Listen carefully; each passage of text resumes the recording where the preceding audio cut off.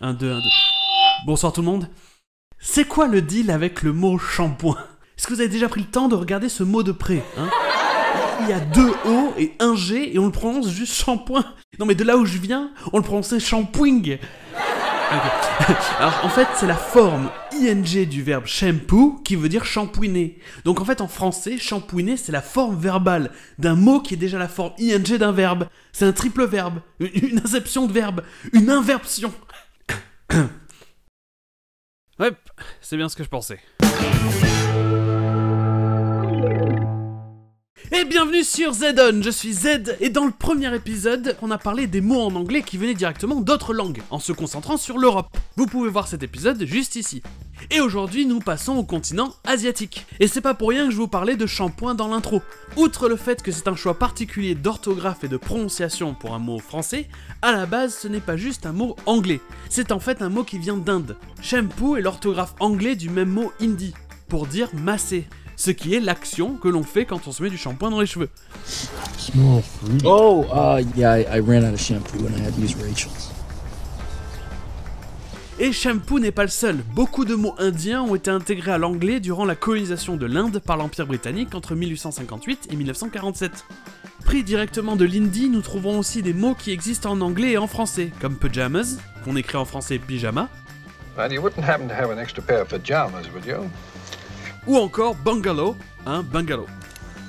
You want to consult here or in my bungalow?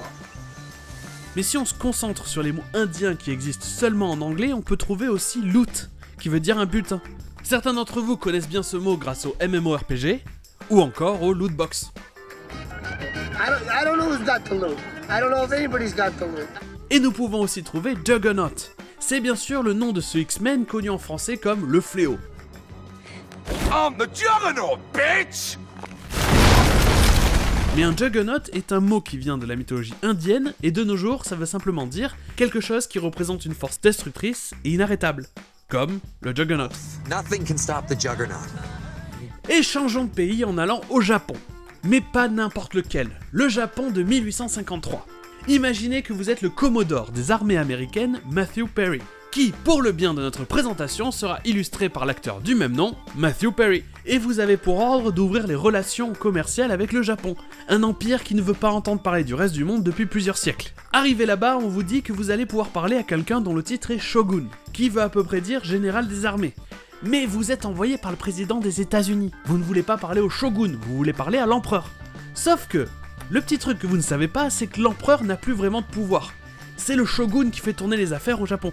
Donc les japonais se rassemblent et se disent « Ok, l'américain, il s'est foutu de la gueule du shogun, c'est pas assez classe comme titre. Trouvons-lui un nom qui en envoie plus, montrons qui est le patron. » Donc les japonais reviennent vous voir et disent « Ok, oubliez le shogun, vous allez pouvoir faire affaire avec le tycoon, qui est un mot emprunté du chinois pour dire grand prince ou grand seigneur. » Et là, vous, Matthew Perry, vous êtes tellement impressionné par le terme qu'après avoir fait affaire, vous ramenez le terme tycoon aux États-Unis. Vous trouvez une orthographe qui fait un peu plus anglaise, et créez une série de jeux populaires au début des années 2000 appelée Roller Coaster Tycoon.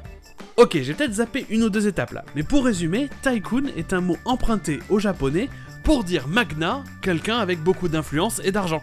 D'ailleurs, ça se prononce bien magna et non pas mania comme je le pensais. Bon là je m'égare, en anglais c'est bien tycoon. Nathan Hockley, that's right. Pittsburgh Steel Tycoon. Et avant de quitter le Japon, parlons vite fait de honcho. On le traduira en français par un autre mot anglais qui est son synonyme, boss. Et on le trouvera souvent dans l'expression head honcho, littéralement le boss qui est à la tête. See, I was just talking with Buster Green. He's the head groundhog honcho. On en parle dans cet épisode déjà parce que j'étais convaincu que c'était un mot emprunté à l'espagnol, mais ça vient du japonais, honcho. Et ensuite parce que bizarrement avec cette série de vidéos, je retombe souvent sur des chansons Disney pour mes exemples. Et là on a honcho, dans la chanson Zero to Hero, de zéro en héros en français, du film Hercule. Et enfin nous allons nous tourner du côté de la Chine et du malais, une langue parlée en Indonésie et en Malaisie. C'est dur de savoir si les mots dont on va parler viennent d'une langue parlée en Chine, ou du malais, ou si c'est une de ces langues qui emprunte à l'autre. Comme par exemple l'expression chop chop, qui est utilisée pour dire à quelqu'un de se dépêcher. Chop chop. Come on! Come on! Chop, chop! Sachant que chop veut dire couper en anglais, je pensais que c'était une expression anglaise utilisée pendant la cuisine, mais pas du tout. C'est une expression que les marins anglais ont empruntée aux commerçants chinois qui parlaient cantonais au XXe siècle. Come on, Louise, chop chop. Et enfin, parlons d'un mot avec une origine plus étrange, le mot amok. Au XVIIe siècle, il existait une condition mentale connue sous le nom de amok en Malaisie. Les personnes atteintes du amok devenaient très agitées et se mettaient à attaquer les gens autour d'eux jusqu'à ce que quelqu'un les arrête. C'est ainsi qu'on a eu cette expression en malais, qui est devenue run amok en anglais. Une expression courante pour parler de quelqu'un ou quelque chose qui devient incontrôlable et violent. Et pour changer, je vais prendre un exemple dans Hercule, encore une fois. Mais cette fois, ça sera dans la chanson d'intro de Gospel Truth, le gospel pur en français. And everywhere gigantic brutes called titans ran amok.